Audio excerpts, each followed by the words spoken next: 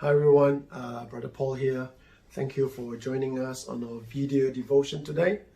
And as we look into the Word, we pray that it will be a blessing to you, that it will encourage you, and above all, it will help you to have a deeper, closer walk with our Lord Jesus Christ.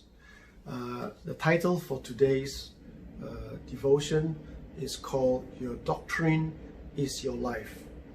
Your doctrine is your life. Let me quickly describe what I believe is a doctrine. Doctrine is not just what is put on the church or put on a statement. The doctrine is actually what you believe to be truth in your life. What you believe to be really important, really truth, really you. And therefore, once you believe something to be the truth, or truth of your life, how you believe that, the intensity, the amount, the value you give to that belief system, it builds up to your system and you live it out. So the more you believe certain things, if you believe you are right and others are wrong, then you will always think that you are right and others are always wrong. And therefore, what you believe as a doctrine is very, very important, because you will live out that doctrine, and that doctrine becomes your life. Your doctrine becomes your life. All right. I'm going to read from Titus chapter 2, specifically looking at a couple of verses, not just the whole passage, but specifically looking at a few part of the verses. And the first one is Titus chapter 2, reading from verse 1, and I'm reading from the NIV version. It says, "You, however, must teach what is appropriate to sound doctrine. Teach the older men to be temperate, worthy of respect, self-control, sound in faith, in love, and endurance. Likewise, teach the older women to be reverent in the way they live, not to be slanderers or addicted to much wine, but to teach what is good. Then they can urge the younger women to love their husband and children, to be self-controlled and pure, to be busy at home, to be kind, to be subject to their husbands, so that no one will malign the word of God. Similarly, encourage the young men to be self-controlled in everything. Set them an example by doing what is good in your teaching. Show integrity, seriousness, soundness of speech that cannot be condemned, so that those who oppose you may be ashamed, because they have nothing bad to say about us." When ladies read that middle portion from verse 3, talk about likewise teaching older women to be reverent in the way they live, not to be slanderers or addicted to much wine, to teach what is good. Then they can urge the younger women to love their husbands and children, to be self-controlled and pure, to be busy at home, to be kind. Remember that Paul was writing during a time where mostly the people that goes out to work are actually men and not women. Today, how do we apply this? We have a lot of ladies who are better skilled, a lot of ladies who are wonderful ladies who are talented in many skills and forms, and well educated, and some wives actually earn far greater than their own husbands, and therefore it's not a shame. However, what Paul was talking about more about character. It's not about being boastful about self. It's not about ruling over family, but just to love one another, to grow together. And I think it's important that as believers today, we know how to appropriate scripture accordingly. However, I want to base today's devotion on the first verse 1 and 2, and then verse 7 and 8. It says, "You, however, must teach what is appropriate to sound doctrine." what is sound doctrine? What is a doctrine? Well, what is sound doctrine to us believers? Sound doctrine is what we believe, what you actually truly believe about yourself, because it will set the foundation for your life as you walk in Christ. And whether we like it or not, none of us are perfect. None of us are righteous in our acts. But think about this. What does it truly mean to be born again as a child of God? Well, you and I know, and I do not know about you, but for me, I know I messed it up. Even before I became a Christian, I messed it up, and I messed it up big time. And therefore, when I look at Jesus, Jesus went to the cross, he was crucified, he lived a perfect life. We have the four gospels, and the four gospels help us to see the perfect life of Jesus Christ.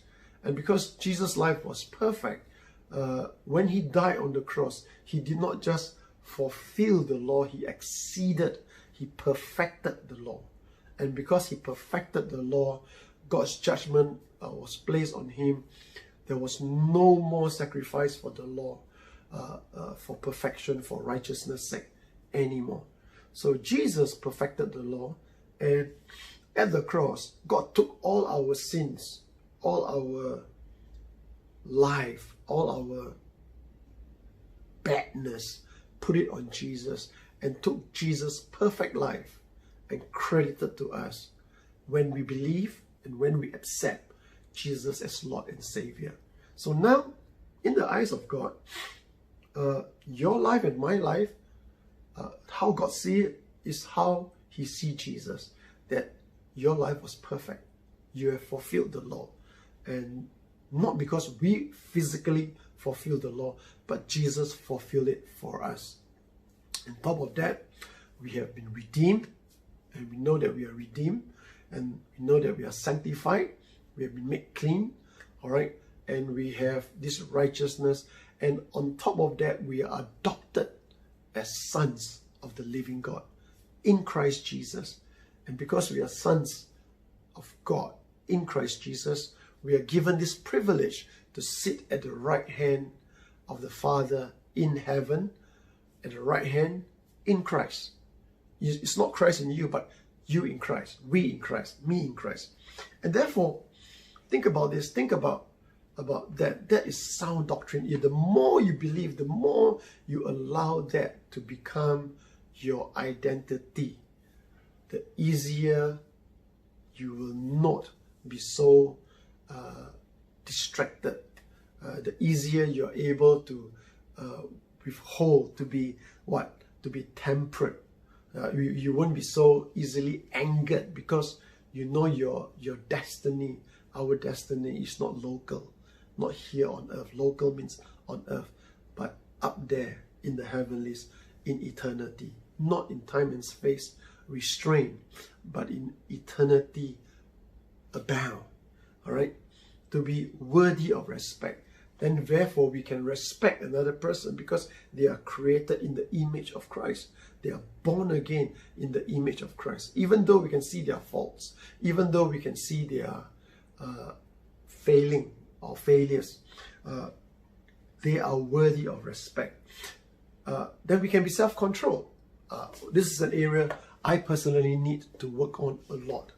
I have to be self-controlled, and I have to be sound in faith. Our faith cannot be wavering up and down all the time. When you start and you grow, because you do not know who you are in Christ, you waver. But that is why sound doctrine is important, that as you look and study about who you are in Christ, that you do not become so easily affected, fluctuating in your walk with God. To be in love, and of course to be in endurance.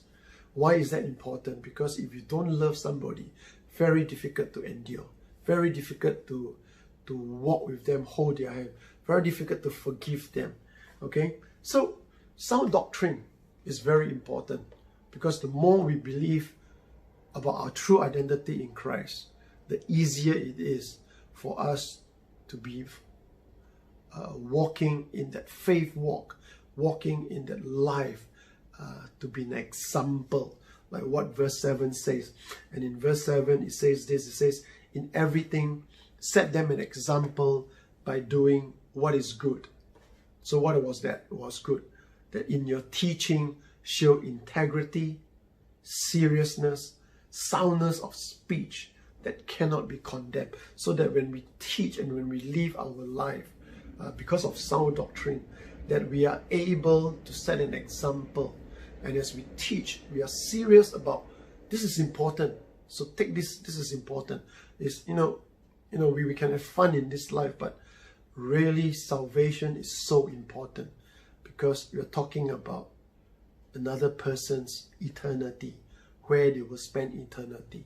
So unless we are serious about the doctrines we believe, unless we are serious about the things that we hold on to, that we cherish in Christ, then we will not be able to exhibit that. We will not be able to manifest that. It says this in soundness of speech that cannot be condemned. So we don't say yes, then maybe, no, then perhaps yes. No, that's why Jesus said, let your yes be yes and your no be no. Anything more than that comes from the devil. All right.